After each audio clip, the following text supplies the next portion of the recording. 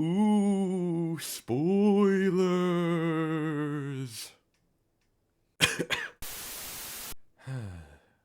There are many things I will never do in my lifetime that I wish I could.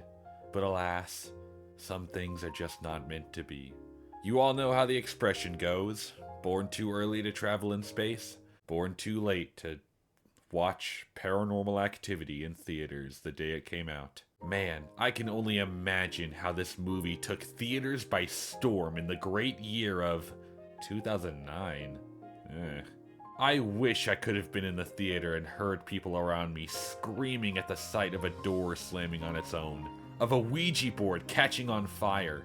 But alas, I was only 2 years old, unable to comprehend the horror genius that was this movie. I was simply born too late. But hey, I was born in the perfect time to make a shitty YouTube video about it.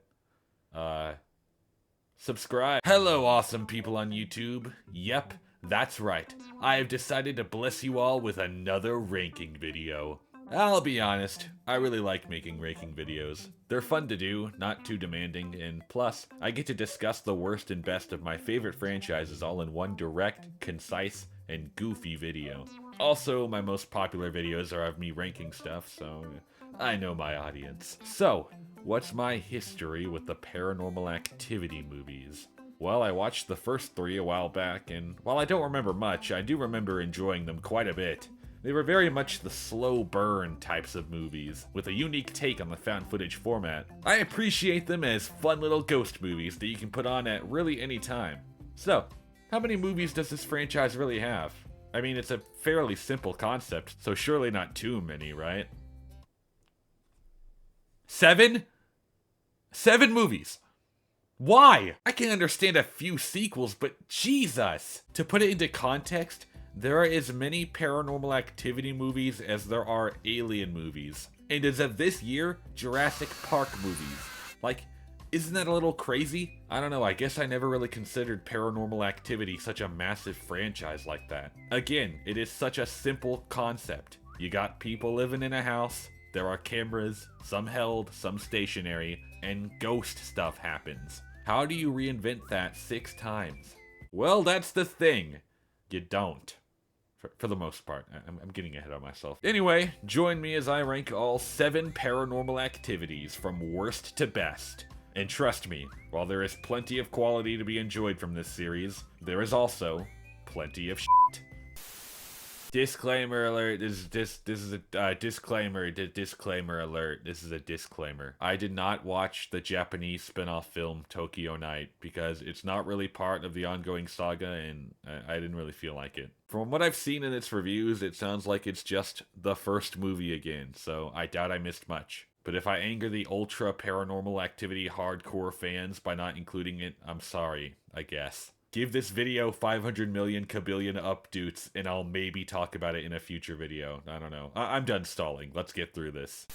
I'm a magical ghost from another dimension.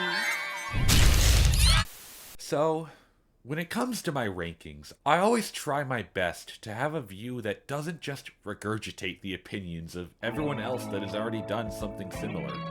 But sometimes, there is a film that pretty much everyone forms a universal opinion on, and for the right reason. Sometimes, a movie is just so abhorrently bad that everyone and their mother has the same reaction to it. Sometimes, a movie straight up deserves unanimous hate. Paranormal Activity: The Ghost Dimension is one of the worst horror movies I have ever seen. Y'all may want to get comfortable, because I don't even know where to begin with this absolute turd of a movie. I think the fact that I watched all of these movies in the span of like a week really made me hate this one even more. How in the ever-loving did we go from a simple poltergeist terrorizing a young couple in their quaint Californian home to magic cultist children who can time travel?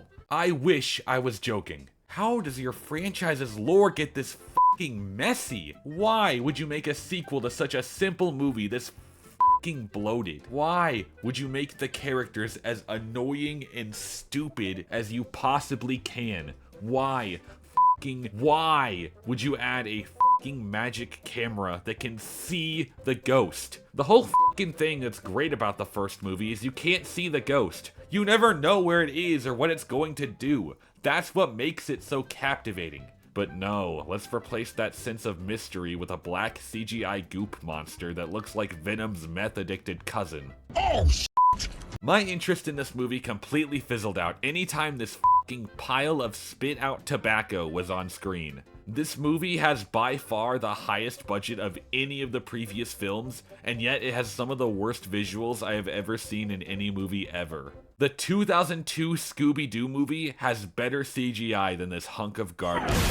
The scares are terrible and uncreative. 90% of them are just a black figure flying past the screen, which is fucking boring. There's a few attempts at humor here and there in this movie, and they never work. At one point, there was one joke that actually made me laugh, but they then hammered it into the ground and ruined it. So, you know, that was cool. For the fourth time in this franchise, the plot is about the ghost wanting a child. And what do you know, they don't do anything new with this concept at all, besides plastering shitty CGI everywhere. At one point, one of the adults drugs his own brother with an edible without telling him. Gee, what fun and relatable characters to follow through this movie, huh? Towards the middle of the movie, the dad captures literal, irrefutable evidence of a ghost, but barely reacts to it. He's just like, oh, there was something in my daughter's room. That's kind of weird. My brother in Christ, you just saw a demonic entity that is beyond human comprehension watch your daughter while she's sleeping. And the only thing you do is go to your daughter and say, hey, you know that thing that was here earlier? You stay away from him. What are you smoking? By the way, this is the only movie where moving to a new house early on would have genuinely ended the movie. But thanks to these stupid-ass characters, they wait all the way until it is far too late to move, and so they all die. They don't even die in cool ways either. When the dad got impaled, I didn't feel shock or surprise or anything I should have felt. I felt like I was in a shitty 4D ride at Incredible Pizza. When they finally put down stationary cameras, it says night 1, but we had already had a night with these cameras, so it was actually night 2. Gee, didn't so much thought and care go into this movie? It's not only the fact that this movie sucks so bad, but it was supposed to be the grand finale of everything. This was supposed to be the movie that answered all the questions from the last movies, but it didn't. Not only that, but it actively makes the other movies worse. This is a spoiler for later in the list, but I quite like Paranormal Activity 3. For context, this movie is sort of a direct sequel to 3, while not really acknowledging the other sequels in between. Probably the only good decision this movie makes. But now, if I ever rewatch Paranormal Activity 3, I'm gonna enjoy it less, because now I know after the ending, Katie and Christy go into the next room over and start fucking time traveling. Of all the things you could add to this franchise, you choose time travel? Why was the cult filming any of this, by the way? What did they gain from that? Hell, the same could be said for most of this entire movie. There are countless scenes where I genuinely could not think of a reason as to why the character is filming. Which, to be fair, is a common issue in most of these movies, but here, it was especially noticeable and frustrating. There is like one mildly creepy scene in this movie, and it's not until the very end, which, trust me, is not worth the ordeal. This movie is a plague on found footage horror, and I never want to think about it again after this video. It makes other bad horror movies look like masterpieces. VHS Viral? A work of art compared to this film. Wrong Turn 2021? Peak cinema when pitted against this shit. The Five Nights at Freddy's movie is worse. Let's not get carried away. In conclusion, Paranormal Activity: The Ghost Dimension is a garbled regurgitation of ideas from back when this franchise was good. It's an insult to its predecessors that adds nothing good and somehow manages to make the messy, pre-established lore even f***ing messier. 3.25 out of 10. F*** this movie. Okay, but like, surely the rest of them are good, right? Right?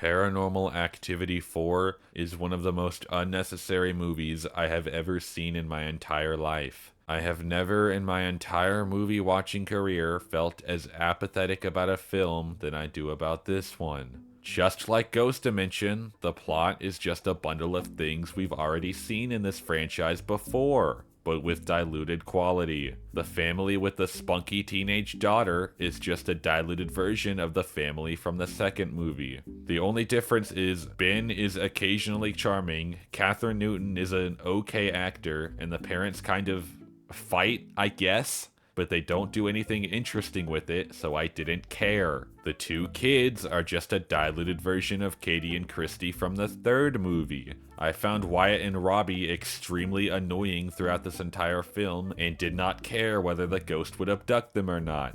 The ending is, again, just a more diluted version of the third movie.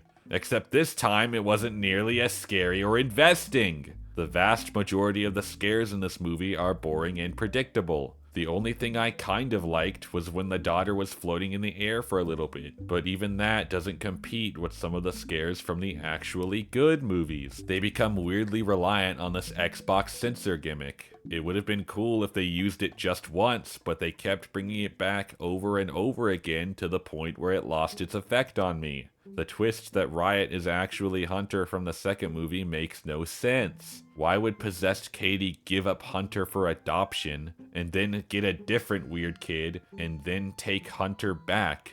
Wouldn't it have just made more sense if Robbie was actually Hunter? This feels like a plot twist just for the sake of having a plot twist, and it does nothing but make the big bad of this franchise look stupid. I felt nothing when they retconned the ghost's entire goal and motivation just so they could make more sequels. Yep, you heard me right. In the first movies, all it wanted was Hunter, but now, so they can pump out more shitty sequels, the ghost wants an army of cult children. That is so cool. I am genuinely baffled that they managed to make 3 more sequels after this one, because it is the most textbook example of a franchise losing steam that I have ever seen. The only reason it is above Ghost Dimension is because it at least does not actively make the other movies less enjoyable. It doesn't do anything worse than the previous movies, but only because it doesn't do anything different. It would be a very impressive fan film, but as a sequel, it was as by the books as it could possibly get. I will not remember this movie by the time I am done writing this review, and I am fine with that. 4 out of 10. 4. Hey, Patrick, What? I thought of something funnier than 4. Let me hear it. 5. Wow. The marked ones was not nearly as bad as I thought it would be. Huh. It's still not very good. So, after releasing a sequel that did absolutely nothing new with the concept, I guess they decided to do something so vastly different that it's basically not even a Paranormal Activity movie. Hey Paramount, here's a fucking hint. If you need to create an entirely different kind of movie in order to make a sequel, maybe you shouldn't make another sequel. It's hard to judge this film because it's barely even a sequel to the other movies, but anytime it tries to do its own thing, it is bogged down by having to keep in line with the story of the other movies. If you took out the few scenes where they are talking about Katie and Christy, you would not be able to convince anyone on the planet that this is a Paranormal Activity movie. It is lacking the slow burn tone and stationary camera moments of the other movies, which are the things I like the most about them. The moments in Paranormal Activity where the camera is not being held by a character are a vital part of the movie, because they give the viewer this feeling of helplessness, as if they are in the room with the ghost and cannot escape what is about to happen. That is why scenes like this are so terrifying. There is not a single moment in the marked ones even remotely as scary as this. It tries to be scary, which, to be fair, is more than I can say about the 2 other movies I've talked about, but it doesn't do a very good job. Hector is an okay character, but I found everyone else extremely boring. There is a scene with 2 naked women that was completely unnecessary to the plot. I guess the writers just wanted to have a naked lady in their movie, which is whatever, I guess, to each their own. The acting and dialogue in this movie are absolutely atrocious, with some interactions sounding like they came straight out of a porno. This movie creates numerous inconsistencies with the goals of the witches and the powers from being possessed, which I could go on about for a fucking hour. At one point, Jesse teleports, and I thought I was watching Chronicle, so, you know, that was something. I reiterate, this is the least Paranormal Activity movie. Well, second least, but we'll get to that later. I will admit the climax is pretty fun, except for the ending where Hector and Jesse somehow time travel to the ending of the first movie. God, whose idea was it to add fucking time travel to this movie?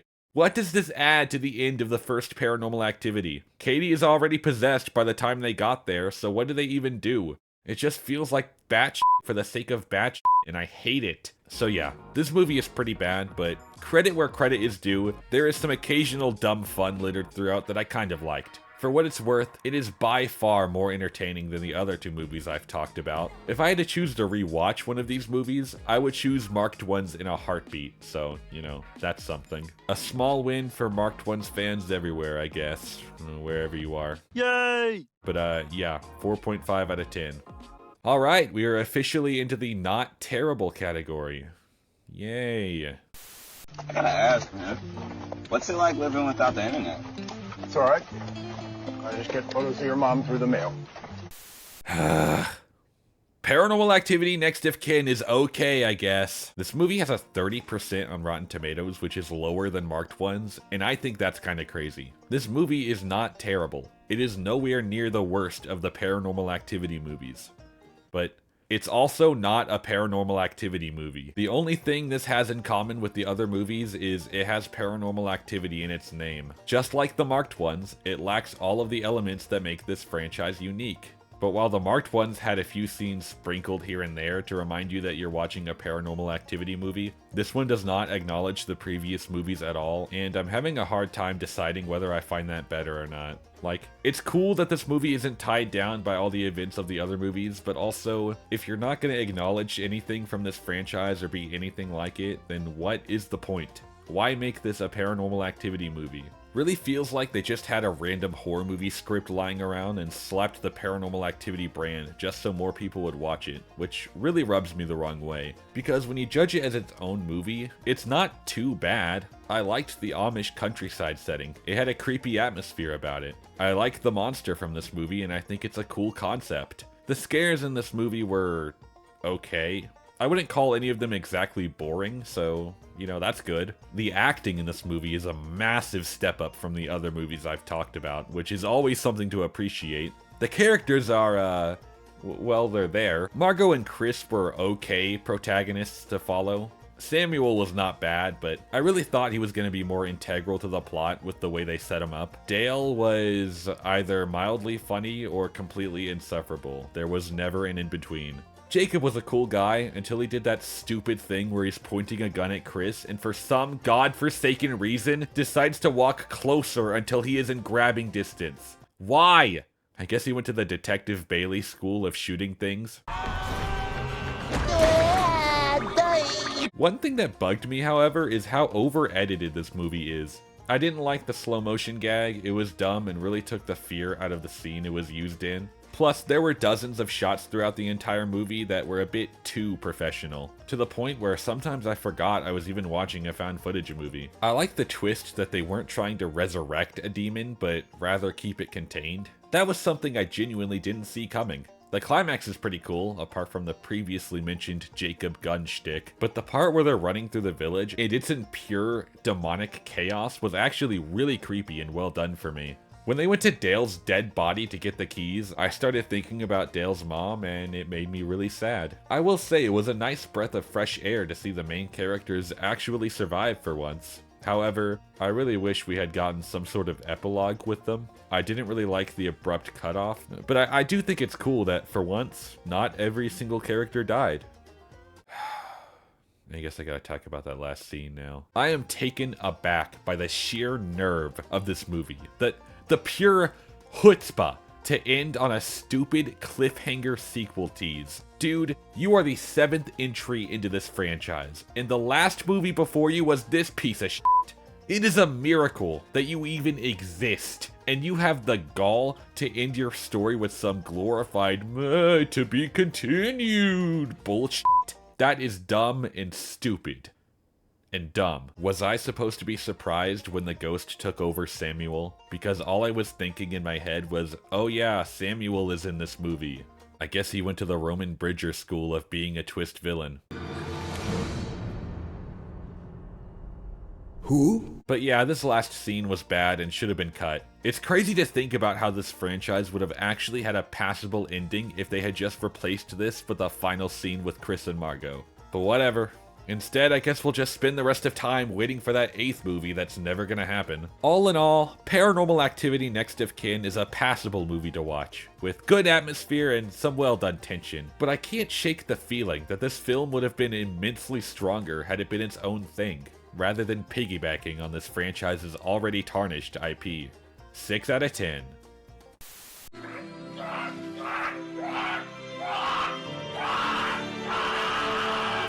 Holy shit, finally, the Paranormal Activity movies I actually like.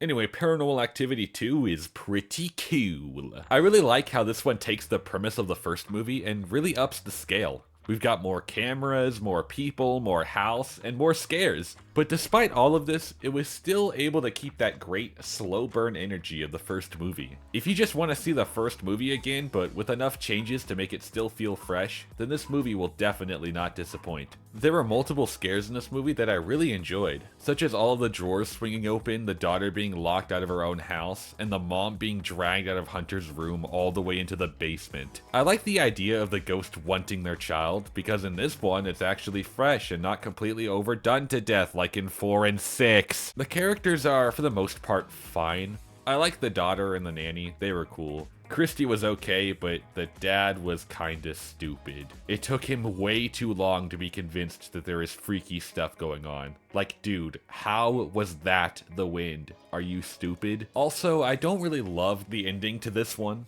Like, their solution to getting rid of the ghost that wants their child is to transfer it from Christy to Katie, her sister, who knows where you live and is constantly over. Ethical problems aside, in what world would this do anything but slightly delay your problem? It's a cool reveal that the entire first movie is pretty much their fault, but I mean, yeah, the ghost just possesses Katie and she comes over and takes Hunter, because obviously it would do that. How did you not see this coming? The final scene is pretty creepy, I will say, although I think it's pretty dumb that Katie force pushes Christy into a wall and she instantly dies from that. Like, come on. At least the kills in Ghost Dimension looked lethal. Terrible, yeah, but at least I'm certain that the characters are not coming back from that. But yeah, Paranormal Activity 2 is a good enough sequel that I recommend. While its edges may be a bit rougher than that of its predecessor, it is still a worthwhile watch that I remember fondly. 7 out of 10. Dude, could you imagine being Allie, just walking home from a school trip and finding your dad and stepmom dead, and your brother missing? Then you check your house's cameras only to find that they were killed by your stepmom's sister? Holy shit. What a missed opportunity for a sequel if I've ever seen one. Imagine how cool it would have been if for the 4th movie, we followed Allie trying to find Katie and rescue her brother. Maybe she hires like a private investigator and they uncover the whole truth behind the demonic entity controlling Katie and they destroy it. That would have been so fucking cool. But instead we got Xbox Connect and black goop. Great. Sometimes this franchise makes me want to run headfirst into a wall.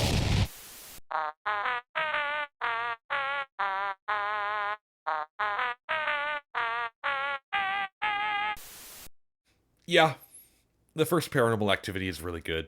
I don't think I really needed to tell you that, but I'll do it anyway. This movie has such a uniquely immersive vibe to it. Thanks to the super small budget, there is such an aura of authenticity that none of the sequels ever managed to replicate. With the line deliveries to the camera quality, for the most part, it feels like real life, which not only adds this great spectacle to it, but makes the scares so much more effective. Mika and Katie felt so human in this movie. It really felt like we were watching a young couple just live their lives. The confined setting was really good and led to plenty of creepy moments. God, the scares in this movie are so iconic. With each night, things just get more and more entertaining until you reach that ending where you're at the edge of your seat. Every scare landed perfectly, from the door slamming to the Ouija board catching fire to Katie being dragged off the bed. This is one of my favorite scares out of any horror movie ever. It is so well acted, and like I said earlier in the video, the fact that the camera is completely still and not shaking all over the place really makes it all so much more terrifying. And that's coming from a guy who glazes shaky found footage movies more than Kwispy Kreme glazes their donuts. Damn it, now I want Kwispy Kreme. What else can I even say about this movie? Go freaking watch it if you haven't. Even though I guess I've kind of spoiled a lot of it already, but whatever. This movie is good. Go watch it. There are so many details I could talk about. It frankly could make up its own video. It was so close to being the #1 spot on this list. But as much as I love this movie, there are just a few minor things that hold it back. For one, while 95% of the acting in this movie is amazing, there are a few moments here and there that probably could have used another take. Especially when it came to the priest guy. I kind of feel like whenever he was on screen, he just sort of blurted his lines out as if he was reading them for the first time. They didn't really have as much weight to them as they should have. Plus, while Mika is a good character, there are some times where he acts kind of stupid. Like, at one point, he has an idea to put powder on the floor, assuming the ghost will step in it and leave footprints. But he talks about the plan as if it will single-handedly defeat the ghost, and it's like, what? How would this stop the ghost? Don't get me wrong, it's a very creepy scene seeing the definitely not human footprints afterwards, but I think this would have worked more if he had done it earlier in the movie, as a way to prove to Katie that the house is haunted, because it just kind of feels out of place knowing that they already know the ghost is real and are just kind of doing this for kicks. Man, that kind of looks like powdered sugar from a donut, huh? Okay, that's it. Hey, you, hey, over there, yeah, in the back. Here's $5.23. Go get me a glazed donut from Kwispy Kreme. You have until the end of the video. Go, go, go! But yeah, anyway, overall, Paranormal Activity is an iconic classic in the horror genre, and an essential movie to watch if you're a found footage enthusiast like me. While many have tried, no other horror movie can copy its grounded, immersive, real-life imitating take on the classic haunted house formula. 8 out of 10. 3 is a magic number. Really? You guys thought I would put the first one on the top of the list? You guys actually thought I would be that boring. Don't you understand by now that I'm different and quirky? Paranormal Activity 3 is exactly how to do a sequel to a horror movie. Well, I guess prequel, but whatever. You know how the second movie upped the scale? Well, this one does it, but even better. The house is even better. The cast is even better. The scares are as creative and unique as they ever have been. The acting in this one, oh my god, everyone is just so locked in. The lore drops are actually good. I love the subtle foreshadowing from the grandma telling Julie she should have another kid and that she always wanted a son. They didn't think I'd catch that. I caught it. I so caught it. This is the last sequel they made where trying to follow the overall story didn't give me a fucking migraine. Take notes, Paranormal Activity 4. Every character is so enjoyable. Julie and Dennis have great chemistry. Young Katie and young Christy are without a doubt the best kid characters in this entire franchise. They're fun to watch in the non-serious scenes, but trust me, when it's time to be creepy, they are creepy. Randy's my fucking goat, dude. I love the Bloody Mary scene so much. Like, just think about it. Randy is scratched by a ghost, then watches as it wreaks havoc around him, and does he lose his shit?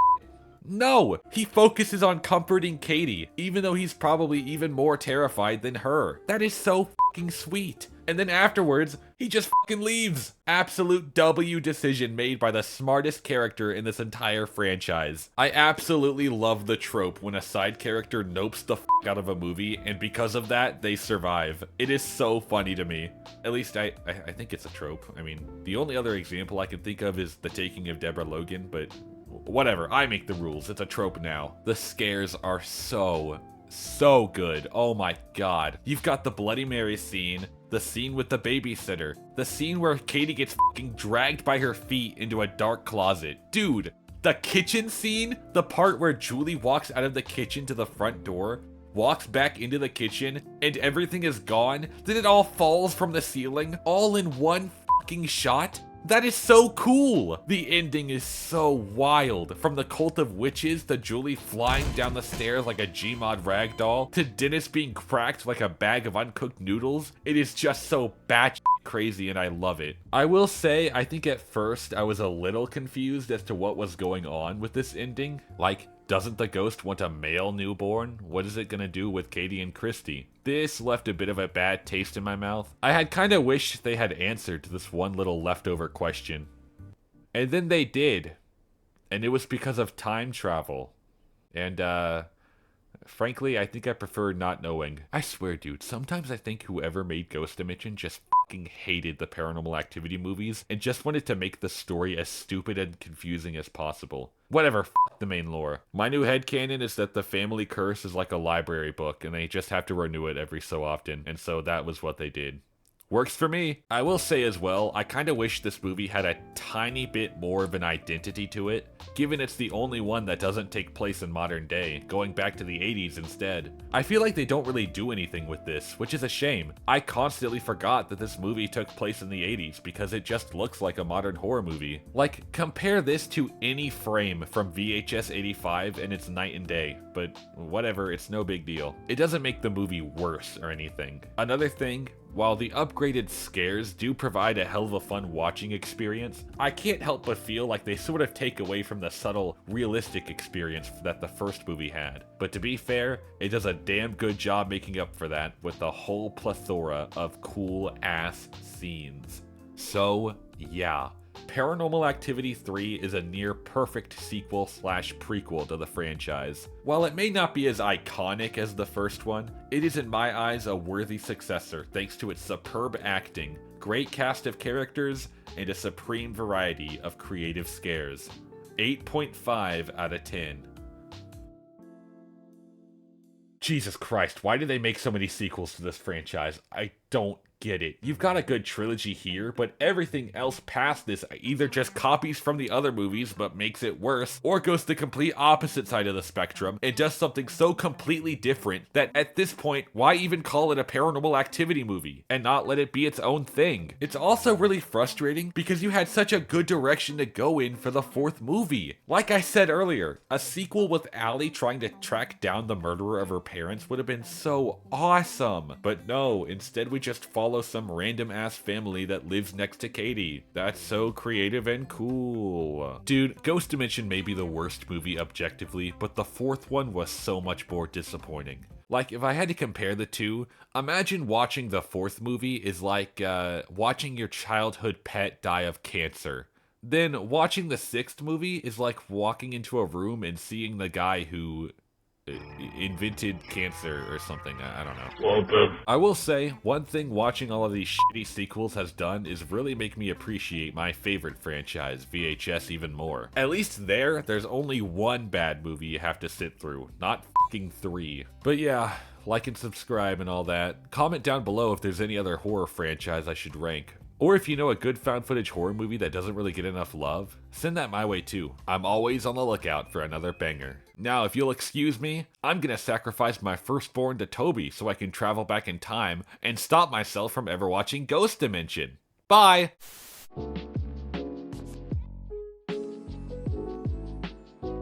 Oh hey, you're back. Did you get me my donut?